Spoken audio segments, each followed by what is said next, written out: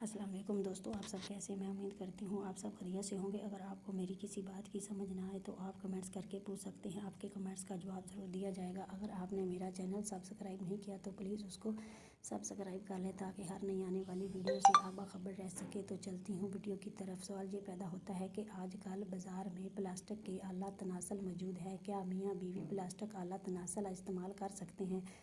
کیا یہ گناہ ہے کہ نہیں؟ پلاسٹک کا آلہ تناسل استعمال کر کے مرد کا اپنی بیوی سے ہم بستری کرنا بھی ناجائز ہے۔ عورت پلاسٹک کا آلہ تناسل پہن کر مرد سے ہم بستری کرے، یہ گناہ ہے۔ مرد کے لیے بیوی یا لونڈی کے علاوہ کسی بھی چیز کے ذریعے شہوت کو ابھارنا یا شہوت پورا کرنا، اسی طرح عورت کے لیے شوہر کے علاوہ دوسری کسی بھی چیز سے شہوت کو ابھارنا یا شہوت پوری کرنا جائز نہیں ہے۔ مرد ہم بستری کا مؤہل بھی نہیں ہے، لہٰذا بیوی کا مذکورہ عمل ہر لحاظ سے ناجائز اور حرام ہے۔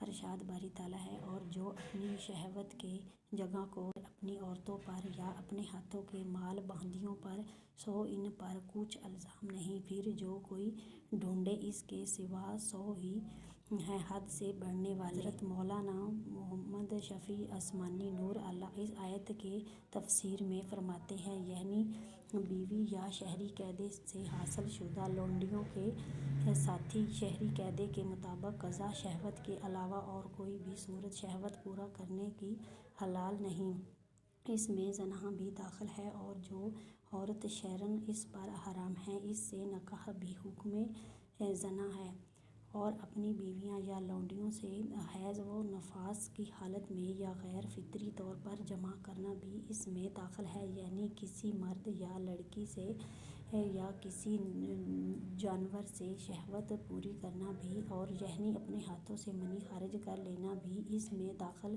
ہے۔ میری سب سے گزارش ہے کہ اس ویڈیو کو زیادہ سے زیادہ اپنے دوستوں کے ساتھ شیئر کریں۔ امید ہے آپ کو آج کی ویڈیو بہت زیادہ پسند آئی ہوگی۔